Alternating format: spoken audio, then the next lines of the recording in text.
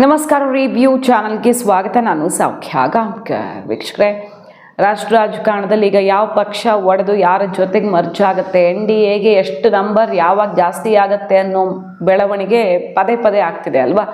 BJP NDA ಅವರು ಹೇಳ್ತಿರೋದೇನು ಸರಿ, ಆ ಪಕ್ಷದ ವಿರುದ್ಧ ಜನಾಭಿಪ್ರಾಯ ಬಂದು ಅವರು ಒಡ್ಕೊಂಡು ಬಂದ್ರೆ ನಾವೇನು ಮಾಡೋಣ?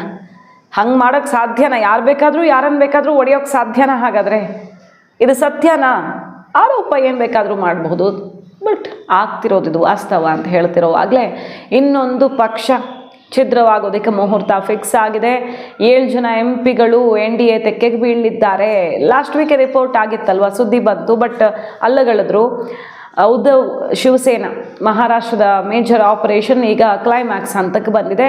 ಈಗ ಅದನ್ನು ಉದ್ಧವ್ ಠಾಕ್ರೆನೇ ಹೇಳ್ತಿದ್ದಾರೆ, ಯಾರ್ಯಾರು ಹೋಗ್ತಿದ್ದೀರೋ ಅವ್ರಿಗೆಲ್ಲ ಒಳ್ಳೇದಾಗಲಿ, ನಾನಂತೂ ತಡೆಯೋಕ್ಕೆ ಬರಲ್ಲ, ನಿಮಗೆ ಏನು ಸಮಸ್ಯೆ ಮಾಡಲ್ಲ, ಬಟ್ ನೀವು ತುಂಬ ರಿಗ್ರೆಟ್ ಮಾಡ್ತೀರಿ. ನನಗೆ ಈ ಸಮಯ ಒಳ್ಳೆಯದಾಗಿಲ್ಲದೆ ಇರಬಹುದು, ನನ್ನ ಸಮಯ ಬಂದೇ ಬರುತ್ತೆ, ಕೆಟ್ಟ ಟೈಮ್ ನಡೀತಿದೆ ಅಂತ ಅಂದ್ಕೊಳ್ತೀನಿ. ಹಿಂದೆನೂ ನನಗೆ ಗೊತ್ತಿತ್ತು, ನಾನು CM ಆಗಿದ್ದಾಗ ಪಕ್ಷ ಒಡೆಯುವಂಥ ಸ್ಥಿತಿ ಬರುತ್ತೆ ಅನ್ನೋದು ಗೊತ್ತಾಗಿತ್ತು ಮುಂಚೆನೇ. ಹಾಗೆ ಆಯಿತು.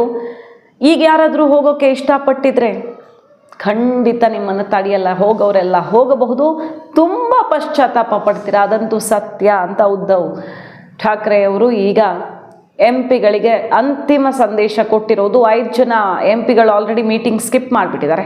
6 ರಿಂದ 7 ಜನ MP ಗಳು ಅಂತ ಹೇಳಲಾಗಿತ್ತು, ಅದೇ ಆಗ್ತಾ ಇದೆ. ಇನ್ನೊಂದು 4 ರಿಂದ 5 ದಿನಗಳಲ್ಲಿ ಅಧಿಕೃತವಾದ ಸೇರ್ಪಡೆ ಆಗುತ್ತೆ ಏಕನಾಥ್ ಶಿಂಧೆ ಜೊತೆಗೆ, ಶಿಂಧೆ ಸೇನೆ ಜೊತೆಗೆ ಅನ್ನೋದು ಈಗ ಖಚಿತವಾದ ಮಾಹಿತಿ ಮಹಾರಾಷ್ಟ್ರದಿಂದ ಬರ್ತಾ ಇರೋದು. ಸೊ ಈಗ ಕಾರಣ ಏನು ಕೊಡ್ತಿದ್ದಾರೆ? ಒಂದು, ಉದ್ಧವ್ ಠಾಕ್ರೆ ಅವರ ನಿರ್ಲಕ್ಷ್ಯ, ಪಕ್ಷ ಸಂಘಟನೆ ಕಡೆಗೆ ಅವ್ರ ನಿರ್ಲಕ್ಷ್ಯ. ಈ ರೀತಿ ಒಡೆದು ಹೋಗಿದ್ದೇ ಸಮಸ್ಯೆಯಿಂದಾಗಿ, ಆಂತರಿಕ ಸಮಸ್ಯೆ, ಅದಾದಮೇಲೂ ಎಚ್ಚೆತ್ತುಕೊಂಡಿಲ್ಲ. ನಿಜವಾಗಿ ಬಾಳಾ ಠಾಕ್ರೆ ಅವರ ಶಿವಸೇನೆ ಮುಂದುವರಿಸ್ಕೊಂಡು ಹೋಗ್ತಿರೋದು, ಆ ಸಿದ್ಧಾಂತವನ್ನು ನಿಜವಾಗಿ ಮುಂದುವರಿಸ್ಕೊಂಡು ಹೋಗ್ತಿರೋದು ಏಕನಾಥ್ ಶಿಂಧೆ ಬಿಟ್ಟರೆ ಉದ್ಧವ್ ಠಾಕ್ರೆ ಅಲ್ಲ. ಅವರು ಅದಕ್ಕೆ ವಿರುದ್ಧ ದಿಕ್ಕಿನಲ್ಲಿ ನಡೀತಿದ್ದಾರೆ ಅನ್ನೋ ರೀತಿಯಲ್ಲಿ ಈಗ ಆಕ್ರೋಶ ಹೊರಹಾಕೋಕೆ ಶುರು ಮಾಡಿದ್ದಾರೆ ಉದ್ಧವ್ ಸೇನೆಯ ನಾಯಕರುಗಳು. ಸಂಜಯ್ ರಾವುತ್ ವಿರುದ್ಧ, ಉದ್ಧವ್ ಠಾಕ್ರೆ ವಿರುದ್ಧ ಭಾರಿ ಆಕ್ರೋಶ ಸಿಡಿದಿದ್ದು ಈಗ ಈ ಬರೋ ವಾರದ ಒಳಗಾಗಿ ಈ ಆಪರೇಷನ್ ಅಂತಿಮ ಆಗಲಿದೆ. ಆಪರೇಷನ್ ಟೈಗರ್ ಸುದ್ದಿಗಳು ಓಡಾಡಿದ್ವು, ಊಹಾಪೋಹ ಗಾಳಿ ಸುದ್ದಿ ಅಂತ ಆಯಿತು, ಬಟ್ ಇದು ಕ್ಲೈಮ್ಯಾಕ್ಸ್ ಹಂತಕ್ಕೆ ಬಂದು ತಲುಪೇ ಬಿಟ್ಟಿದೆ. 7 ಜನ MP ಗಳು 16 ರಿಂದ 17 ಜನ MLAಗಳು ಒಡೆದುಕೊಂಡು ಹೋಗ್ತಿದ್ದಾರೆ. 2ನೇ ಬಾರಿ ಸ್ಪ್ಲಿಟ್ ಆಗ್ತಿದೆ ಉದ್ಧವ್ ಸೇನೆ. ಏಕನಾಥ್ ಶಿಂಧೆ ಬಲ ಇನ್ನಷ್ಟು ಜಾಸ್ತಿ ಆಗ್ತಿದೆ, ದುಪ್ಪಟ್ಟಾಗ್ತಿದೆ. ಆ ಮೂಲಕ NDA ತೆಕ್ಕೆಗೆ ಹೆಚ್ಚಿನ MP ಗಳು ಈಗ ಸೇರ್ಪಡೆ ಆಗ್ತಿದ್ದಾರೆ. ರಾಘವ್ ಚಡ್ಡಾ ಮೂಲಕ ಶುರುವಾಗಿ TMC ಮುಂದುವರೆದು ಈಗ ಮಹಾರಾಷ್ಟ್ರದಲ್ಲಿ ಉದ್ಧವ್ ಸೇನೆ ಮತ್ತೆ ಸ್ಪ್ಲಿಟ್ ಆಗ್ತಿದೆ. ಪಂಜಾಬಲ್ಲಿ ಏನಾಗುತ್ತೋ ಗೊತ್ತಿಲ್ಲ, ಪಂಜಾಬ್ ಎಲೆಕ್ಷನ್ನು ಅರ್ಲಿ ಆಗುತ್ತೆ ಅಂತ ಹೇಳ್ತಿದ್ದಾರೆ. ಪಂಜಾಬು, ಗೋವಾ, UP ಇಲ್ಲೆಲ್ಲ ಏನು ಬೇಗನೆ ಚುನಾವಣೆ ಮಾಡಿ ಮುಗಿಸ್ತಾರೆ. 27ಕ್ಕೆ ಬರುತ್ತಲ್ಲ ಚುನಾವಣೆ, ಸ್ವಲ್ಪ ಸಮಯ ಮುಂಚಿತವಾಗಿ ಆಗಬಹುದು ಅನ್ನೋ ಹಿಂಟ್ ಬೇರೆ ಸಿಗ್ತಿದೆ. ಈ ರಾಜ್ಯಗಳಲ್ಲೂ ಕೂಡ ಬಹಳಷ್ಟು ಕುತೂಹಲಗಳಿವೆ. SP ಒಡೆಯುತ್ತೆ ಅನ್ನೋ ಸುದ್ದಿನೂ ಸದ್ಯದಲ್ಲೇ ಏನಾದರೂ ಆಗಬಹುದು. SP ಒಡ್ಕೊಂಡು BSP ತೆಕ್ಕೆಗೆ ಬೀಳುವಂಥ ದೊಡ್ಡ ನಂಬರ್ ಅಲ್ವ ಅದು, SP MP ಗಳು. ಸೊ ಅದು ಆಗಿಬಿಟ್ರೆ ಈ 2/3 ನಂಬರು NDAಗೆ ಸಿಗ್ತಿಲ್ವಲ್ಲ. ರಾಜ್ಯಸಭೆಗೆ ಹತ್ತಿರ ಬಂದುಬಿಟ್ಟಿದೆ. ಲೋಕಸಭೆಯಲ್ಲಿ ಸೂಪರ್ ಮೆಜಾರಿಟಿಗೆ ಇನ್ನೂ ಸ್ವಲ್ಪ ನಂಬರ್ ಬೇಕಿದೆ. ಅದೆಲ್ಲವೂ ಕೂಡ ಲೆಕ್ಕ ಪಕ್ಕ ಆಗುವಂಥ ಸುದ್ದಿಗಳು ಏನೇನು ಬಂದುವಲ್ಲ, ಅದೆಲ್ಲ ಈಗ ಒಂದಾದ್ಮೇಲೆ ಒಂದು ಸತ್ಯನೇ ಆಗ್ತಿರೋದು. ಗಾಳಿ ಸುದ್ದಿನೂ ಇಲ್ಲ, ಇನ್ನೊಂದು ಸುದ್ದಿನೂ ಇಲ್ಲ.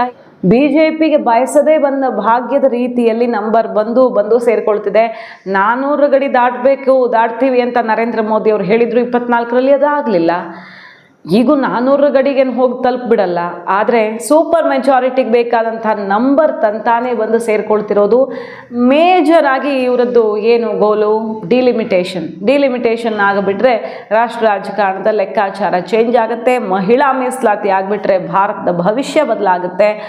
UCC, one nation one election, ಸುಮಾರು ವಿಚಾರಗಳಿದ್ದಾವೆ, ಅದು ಮುಂದಿಂದು. ಈಗ ರೈಟ್ ನಾವು ಡಿಲಿಮಿಟೇಷನ್, ಮಹಿಳೆಯರ ಮೀಸಲಾತಿ BJP ಕೇಂದ್ರ ಸರ್ಕಾರ ಮಾಡೋದಕ್ಕೆ ಹೊರಟಿರೋದು. ಈಗಾಗಲೇ ಇದರ ಬಗ್ಗೆ ಬೇಕಾದಷ್ಟು ವಿವರವಾದ ಮಾಹಿತಿಯನ್ನು ನಿಮ್ಮ ಮುಂದೆ ಇಟ್ಟಾಗಿದೆ, ಈ ಆಪರೇಷನ್ ಸುತ್ತ ಏನೇನಿದೆ ಲೆಕ್ಕಾಚಾರ ಅಂತ.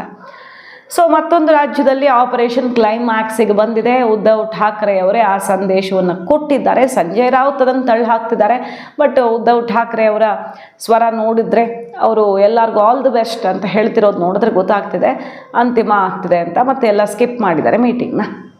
ಸೊ ರಾಷ್ಟ್ರ ರಾಜಕಾರಣದಲ್ಲಿ ಈಗ ಏನಾಗತ್ತೆ, ಇದರ ಪರಿಣಾಮ ಈ ರೀತಿ ಒಡೆದ್ಕೊಂಡು ಹೋಗಿ NDA ಸೇರ್ಕೊಳ್ತಿರೋದ್ರಿಂದ NDAಗೆ BJPಗೆ ತುಂಬ ಡ್ಯಾಮೇಜ್ ಆಗುತ್ತೆ ಭವಿಷ್ಯದಲ್ಲಿ ಅಂತ ಹೇಳ್ತಿದ್ದಾರೆ. ಬಟ್ ಇಡೀ ರಾಷ್ಟ್ರದಲ್ಲಿ ಈಗ ಕಮಲ ಅರಳಿರೋದ್ರಿಂದ ಎಲ್ಲೆಡೆ BJPಯತ್ತ ಗಾಳಿ ಬೀಸ್ತಿರೋದ್ರಿಂದಾಗಿ ಅದು ದೊಡ್ಡ ಪರಿಣಾಮ ಆಗಲಿಕ್ಕೇ ಇಲ್ಲ.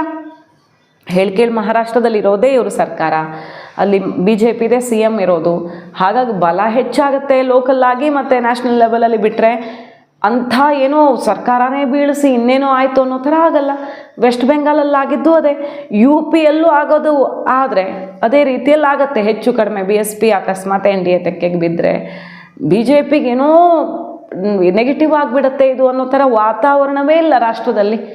ರಾಷ್ಟ್ರ ರಾಜಕಾರಣದಲ್ಲಿ ಈ ಎಲ್ಲ ಬೆಳವಣಿಗೆಗಳು ಬರೀ ದೇಶ ಅಲ್ಲ, ವಿದೇಶದ ಗಮನ ಕೂಡ ಸೆಳಿತಿರೋದು.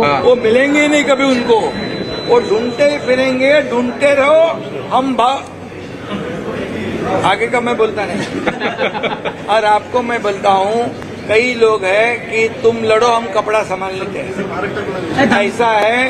तो इसलिए मैं आपको बताऊंगा कि इंडिया अलायंस से लोग कन्नी काट रहे। इंडिया अलायंस पूरी तरह टूट चुकी है, उनका मॉरल पूरी तरह टूट चुका है, वो हार चुके हैं, निकल चुके हैं।